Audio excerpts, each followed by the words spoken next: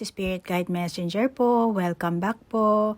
Okay guys, gusto ko lang po ipaalam sa inyo na naandito po ang aking YouTube channel para suportahan po kayo at mahatiran kayo ng mensahe. Nang sa ganun po, maisaayos nyo ang inyong buhay, kabuhayan, relasyon nyo sa inyong pamilya, sa ibang tao, at sa inyong mismong karelasyon sa inyong person. Okay? At ang intention ko po sa paggawa ng video ito, naway mabigyan ko po kayo ng kamalayan at ma-heal nyo po ang inyong sarili at magkaroon kayo ng self-love. Malamang yung iba po sa inyo, gumagawa kayo ng affirmation. Nagre-request kayo kay Lord, sa Panginoon, pero hindi nagmamaterialize ang inyong affirmation or ang inyong ginagawang manifestation. Kung ikaw, Kristiyano ka, or ikaw naniniwala sa Diyos, sa kingdom of heaven or sa kingdom ni God. Una, gusto kong ipaalam sa inyo na si Jesus Christ, ang mission niya kasi sa mundong earth ay mag-preach tungkol sa good news ng kaharian. Yang langit, kaharian ng langit, na which is invisible po yan sa lahat ng tao. At hindi lahat ay nakakapag-access sa kingdom of heaven. Kahit sabihin mo na isa ka pang pastor, or pare, or dahil graduate ka sa isang university at isa kang batikan na manunuro ng Biblia, at kahit na isa ka pang YouTuber na ang iyong niche ay ang Biblia, as long as hindi ka born again, hindi ka citizenship ng kaharian ng langit, hindi ka makakapag-access dyan. Okay? So, explain ko lang yung tungkol sa citizenship. Ano ba yan? Ngayon, kapag naging citizenship ka ng kaharian ng langit ng Diyos, or the kingdom of heaven, kingdom of God, yung iyong dasal ay mapapasa kamay mo. Okay? Once na naging citizenship ka. For example, isa kang overstay sa isang bansa. Let's say sa Japan or sa Canada. So, meaning, overstay ka, wala kang citizenship. Wala kang citizenship, wala kang rights. Wala kang rights para magreklamo. At kung ano man ang dapat ang gagawin sa iyo ng gobyerno, wala ka ring laban, di ba? Kasi wala kang citizenship, wala kang rights, di ba? Hindi ka naman citizenship ng bansa 'yon. Di ba? Tama, mali. Pero kapag ikaw ang citizenship ng isang bansa, may authority ka, may karapatan ka. Kaya pwede mong ipaglaban at makuha yung karapatan mo. Ganon din sa kaharian ng langit, sa kingdom of heaven. At ang kaharian ng langit ay isang bansa rin po yan. Isang parang gobyerno. Ang kaso nga lang, invisible yan eh. Hindi nakakita ng normal na tao. At isa kang anak ng hari, anak ng Diyos. At ang Diyos ang iyong master, big brother, at ang tanging loyal sa iyo. Lahat ng pangako na binitawan ng Panginoon or sinabi mo si Jesus Christ, lahat yan tutuparin niya. Dahil hindi siya manloloko, hindi siya sinungaling. Yun nga lang, base sa kanyang divine timing. Kasi lahat ng kaganapan dito sa mundo natin, lahat yan may law. May law at meron divine timing. Kaya huwag kang mag-expect, pero maniwala ka at sumampalataya ka sa Kanya. Okay? Sinasabi nga sa Matthew 6:33, Seek first His kingdom and His righteousness, and all these things will be given to you as well. Yan ang sinasabi. So ngayon, bakit ko ba nasabi yan? Dahil marami sa tao ang gusto ng magkaroon ng pera, magkaroon ng material na bagay, magkaroon ng kung ano man ang gusto nyo, So malamang na nagdadasal kayo, gumagawa kayo ng affirmation, manifestation, pero hindi naman, wala kayong natatamo. So ngayon, ang reading natin ay tungkol sa inyong pananalapi. Money reading, which is ang money, kasama na rin dyan kasi ang career nyo. Siyempre, kung may career kayo, may papasok na pera. So ngayon, alamin natin kung ano ang parating this coming month of October.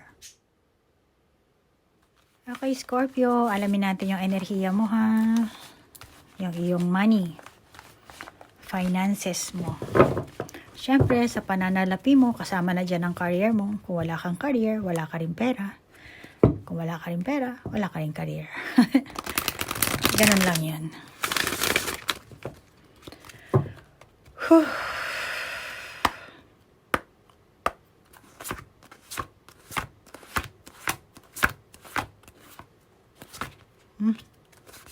Dami lumabas.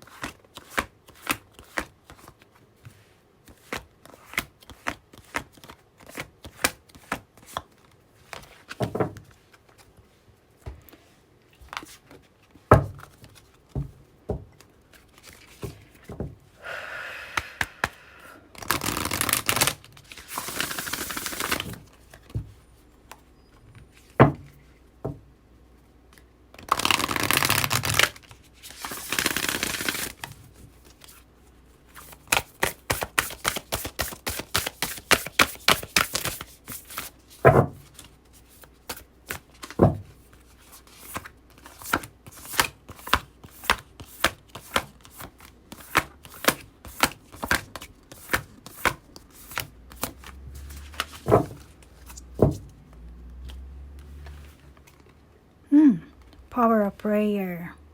Nature's healing power. Flower power. Mukhang independent ka. Nagsasarili ka ba? Hindi ka mahilig humingi ng tulong Parang sinosolo mo. Gusto mo ikaw lang mag-isa, tawag dito? Yun na nga, sinosolo mo na. Pasensya na, hindi ko maalala sa Tagalog. And then intuition, vulnerability. Sinosolo mo nga yung sarili mong, kung meron kang pinagdadaanan, meron kang problema, hindi ka mahilig humingi ng tulong sa ibang tao.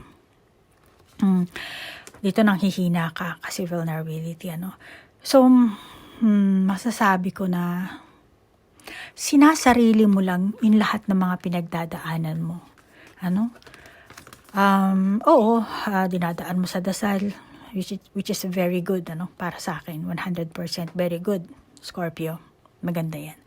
Pero sometimes, kailangan din nating mga tao na meron tayong makausap, may lalabasan, meron tayong outlet, hindi pwedeng tayo lang mag-isa, nagmumukmuk, kung ano man yung pinagdadaanan mo, kausapin mo ako. Kontakin mo ako, Scorpio. Panigurado ako ma-enlighten kita. I-heal ko yung iyong energy. Kung bumababa ang iyong vibration frequency, itataas ko yan. Trust me, kaya ko yan. Okay? Pero, Scorpio, ganun ang nakakita ko. Well, obvious naman, kahit hindi ka tarot reader, sa itsura na lang nito, makakita mo na, So, malamang ikaw, Scorpio, meron kang pinagdadaanan sa trabaho mo or sa financial mo. At mukhang hapong-hapo ka na, hindi mo na alam kung anong gagawin mo. Lord, anong dapat kong gawin? Siguro nagdadasal ka na, dahil meron tayong power of prayer, which is so powerful talaga ang mag-pray. Malamang na ikaw, ito yung dati mong enerhiya. At meron tayong full moon last September. Kung hindi ako nagkakamali, full moon, depende kung nasa ang country ka. Ang alam ko, 17 or 18. Ikaw na bahala mag-adjust kung nasa ang country ka, kung ano ba nakasulat sa kalendaryo nyo. Pero, alam mo, yung full moon na yan, that is harvest full moon. Kaya maraming tao talaga ang nagkaroon ng malaking impact. Malamang ikaw ang Scorpio na magkakaroon ng harvest magmula dyan. Makakatanggap ka ng suporta sa mga tao. Kung ikaw ang Scorpio na palaging hindi ka humihingi ng tulong sa ibang tao, sinasarili mo yung problema mo, yung mga pinagdadaanan mo financial, sa trabaho mo, yung mga problema mo sa kasama sa coworker mo, meron taong darating dahil ipapadala ng universe. Susuporta sa'yo. Malamang itong taong to, in just one word, okay ka lang? Kung may problema ka, sabihin mo lang. Kanya nasasabihin niya sa'yo.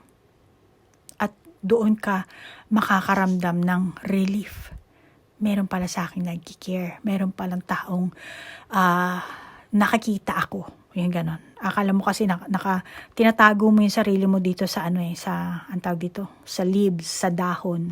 Akala mo hindi ka na napapansin ng mga tao dito. Hindi, nakakita ka. Luwa nga yung mo dito. yung pakpak eh. Kitang-kita naman kahit nasa malayo. So, masasabi ko dito, ikaw lang ha, marami akong nakakita, tsaka dito rin eh. So, meron tao sa suporta sa'yo, tutulong sa'yo. Or, nakakabuti sa'yo na humingi ka rin ng tulong sa kanila. Lalo na sa mga nakakatanda sa trabaho mo. Sa company nyo, yung mga senior sa opisina nyo. O kaya naman kung self-employed ka, humanap ka ng tao na pareho kayo merong business, pareho kayong business-minded, meron kayong mga positive na pananaw, balutin mo ang sarili mo or paligiran mo ang sarili mo ng mga ganong klaseng tao. Huwag yung mga negatibong tao dahil mahahawa ka lang. Hindi maganda yon. So, yan ang nakakita ko sa'yo, no? Maring ikaw ang Scorpio na, wow, walang gender to ha. Ulitin ko lang, walang gender. Pero masasabi ko, ikaw ang Scorpio na sophisticado, sophisticada, very sophisticated, tapat, matalino, professional. Ikaw yan, Scorpio. Kaya may mga taong naiilang sa'yo. Naiilang dahil sa ganyang quality or characteristic mo. Kasi talino naman kasi ni Scorpio, ganyan. Napaka-professional ni Scorpio, bla bla bla bla. Feeling kasi ng mga tao sa kapaligiran mo, parang, ako hindi na ako kailangan ni Scorpio. Kasi si Scorpio, matalino naman siya eh. Hindi niya na kailangan ng tulong ko. Professional naman yan eh. O, kaya niya na yan. Alam niya na yan. Iba naman, napaka-sophisticated ni Scorpio. Nakakailang. Siguro before, ganyan ang mga naisip nila. Na hindi mo na kailangan ng tulong nila. Kasi mukhang mas may alam ka sa kanila. Kaya naiilang yung mga taong maghandog ng tulong sa'yo. O yung iba sa inyo, katulad na sabi ko kanina, talaga sinosolo mo lang. Ayaw mo talaga humingi ng tulong.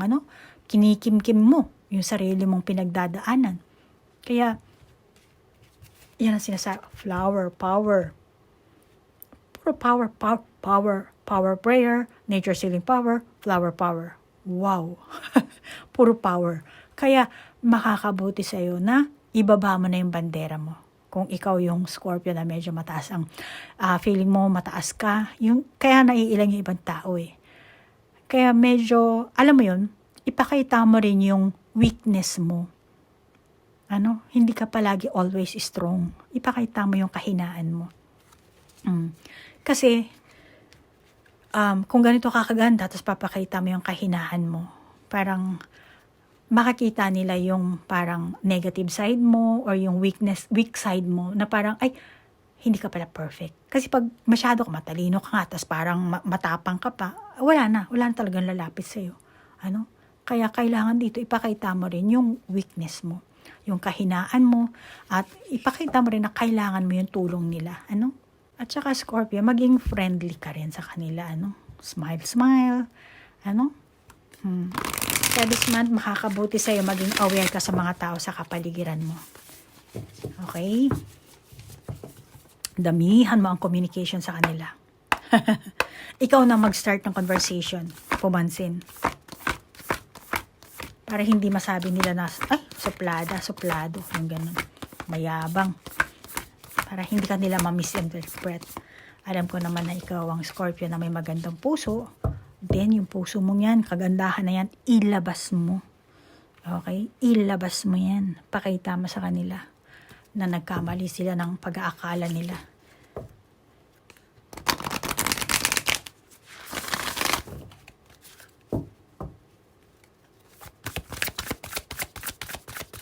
Baka yung iba sa inyo dito, politiko. Politiko ka ba?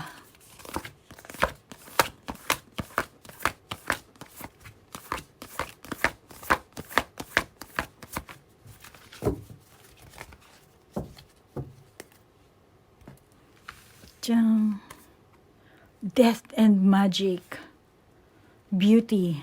Talagang umaano dito yung no, beauty talaga. And then, communication. See? Communication is the key. Love.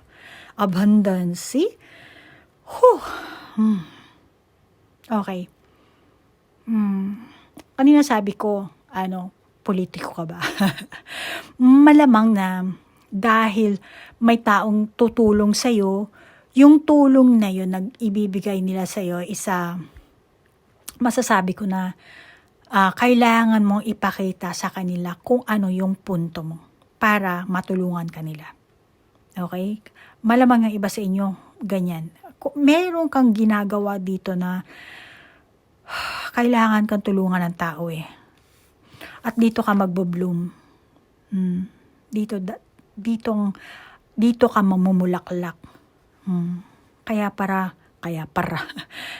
pala, flower power ang lumabas sa'yo. Kaya to, puro power eh. Grabe.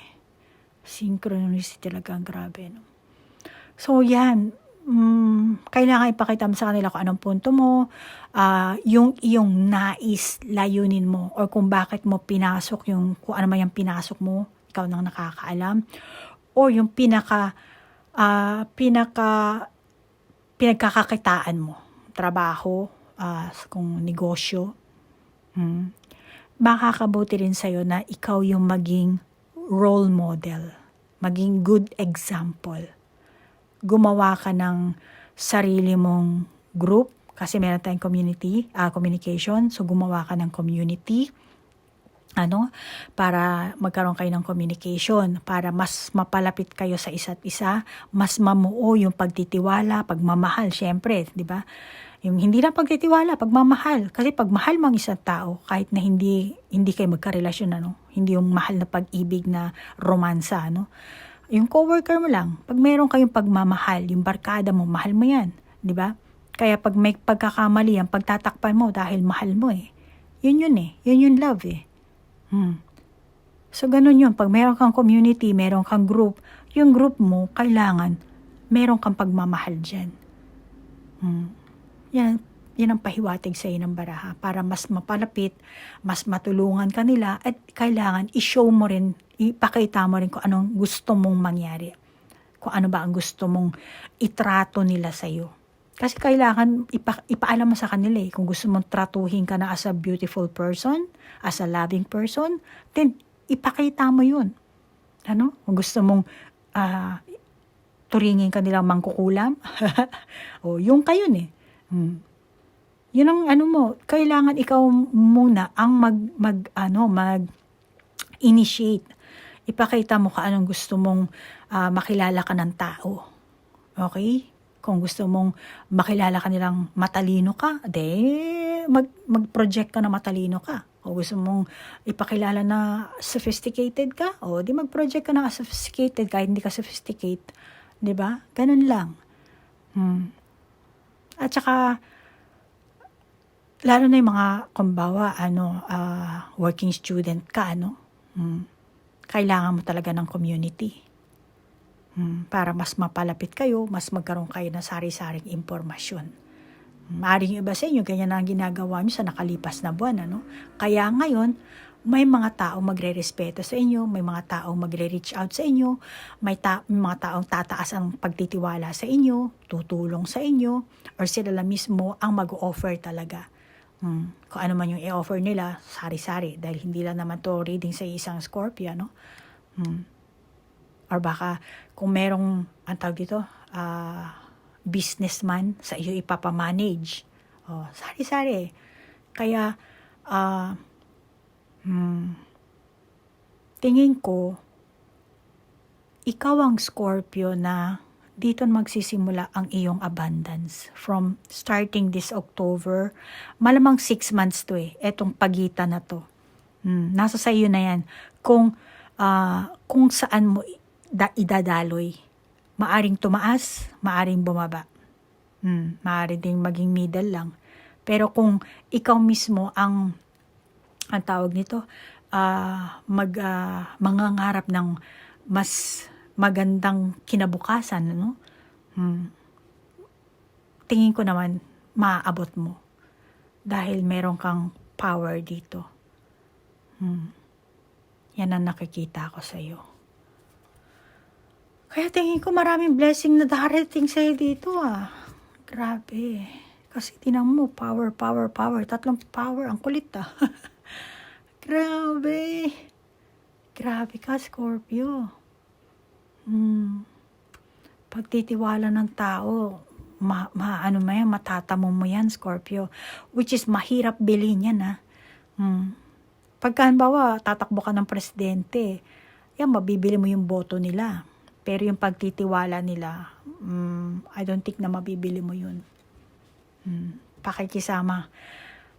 Communication is the key. Sa buwan na to, kung ano man ang mga proyektong kinasasangkutan ng meron ka, hindi lang dapat maging maayos, Kasi nakakita ko magtatagumpay ka. So, yung iba sa inyo, let's say, nasa maliit lang ang trabaho ko, maliit lang ang kumpanya ko, nakikita ko na yung effort, kung meron kang effort na ginawa, kung ikaw ang Scorpio na gumawa ng effort din, mapapansin nila yan. Mabibigyan ka ng reward, at mas lalo mong pag-iigihan. Ay na nakakita ka. Kakaroon ka ng reward dito. Huwag kang mag-alala. May abundance na May lumalabas na sa abundance.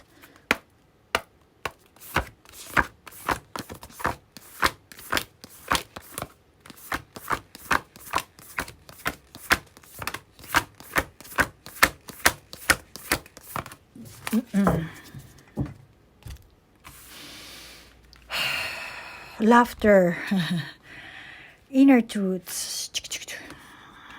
Accept love. Acceptance of love. Inner truths. Ang kailangan mo talaga dito maging masayahin. Scorpio, sinasabi sa'yo ng mga barahang ito, magagawa mo ang anumang itinakda mo sa isip mo. Kung ano yung tinakda mo sa isip mo, magagawa mo. Kung ikaw ay nangangarap ng promotion or magsisimula ka ng sariling negosyo, kung ano man ang papasukin mo, kung ano man yung challenge mo, ma-overcome mo yan. Depende na nga lang kung anong gagawin mo, Pero nakakita ko na ma-overcome mo to. Meron kang kumbaga, ito yung mga baraha mo na magandang tanda ito para sa iyong tagumpay. Yan ang mga keywords. Kailangan mo maging masayahin, kailangan mo ng pagmamahal sa iyong community, kailangan mo ng communication sa kanila, then kailangan mo maging honest. Kung mahina ka, ipakita mo ang pagiging mahina mo. Hindi yung palagi mong ipapakita na malakas ka, na parang hindi ka madudurog, hindi ka magguguho. No, ipakita mo yung tunay na ikaw. Kung mahina ka, then mahina ka sa araw na to, pakita mo. Kung feel mong bumungis-ngis itong araw na to, then bumungis-ngis ka. Be true to yourself. Kasi kung ano yung pinapakita mo sa mga tao, yun doon sila natutuwa. Yung maaaring mapag-usapan ka, ano ba naman nga si Scorpio? Ang lungkot ng mukha ngayon. Nakasimangot, ganyan. Pero yun yung day na yun. Then the next day, iwanan mo na yung kalungkutan mo let's say, Thursday, malungkot ka. So, tomorrow is Friday. Laugh naman sa Friday. Diba? Ganun lang naman tayo yung mga tao So, yun ang mo. Ang tingin ko kasi sa Scorpio, tinatago mo yan Parang always parang you act perfect person. Na nahihirapan tuloy sa'yo yung mga tao na maging maghandog ng tulong. Pero pagka pinakita mo yung katunayan mo na kung ano ka man, kung sino ka man kung kailangan ka talaga ng pananalapi, kailangan mo manghiram, mangutang, mayroong magpapautang din sa'yo.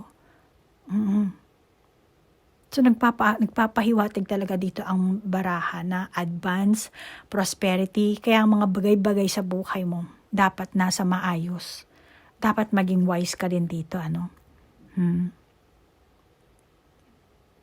Tsaka, yung pera mo, ayusin mo na lang yung pera mo, dapat nasa tamang tuntunin, yung paggamit mo, pamumuhunan, lalo na kung mag-i-invest ka, meron ka nang trabaho, pero sasali ka sa mga business, online business, mga kung anong investment, mag-ingat ka na lang. Okay? Yan na lang masasabi ko. And since na meron kang power of prayer, then mag-pray tayo ngayon para yung reward na matatamo mo by this month, or hanggang sa December siguro, dahil bonus month ng December, kuha tayo ng bell at mag-bell tayo para sa iyong prayer. So Scorpio, ibibell ko ito, at as usual, sinasabi ko, dito sa money reading natin, which is ikaw, meron ka ng power of prayer at nature's healing power, flower power.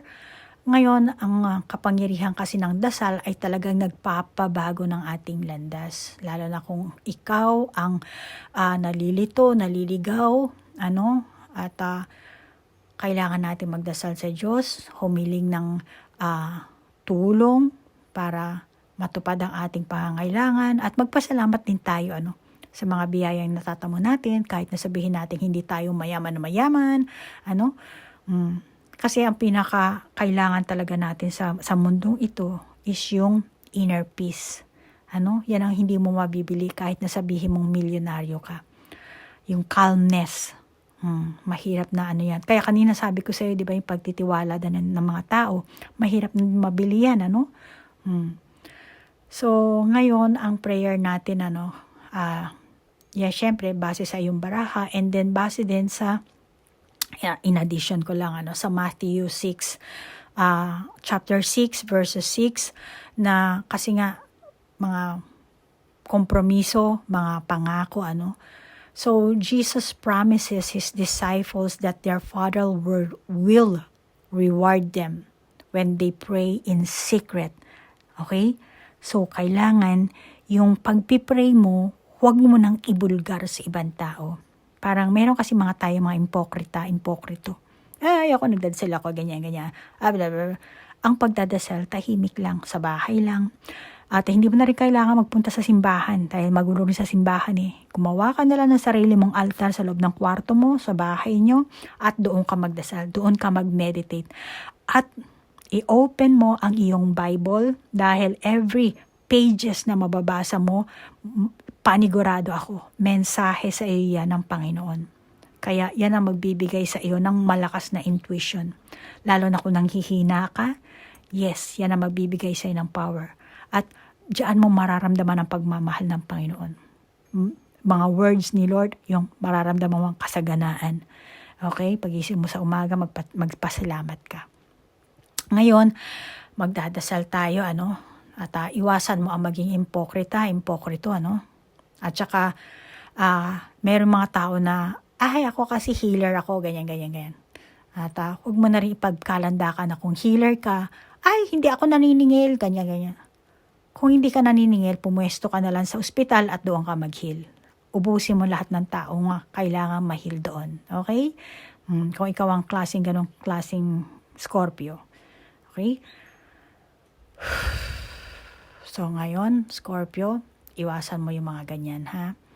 Kaya ang dasal natin, hilingin mo sa Diyos na ibigay sa iyo ang gantimpala ng iyong paggawa ng iyong mga gawain, labor, fruit of labor, Ibibel ko ito at mag-sign ka ng cross, okay? Pagkatapos ko may bell, ha?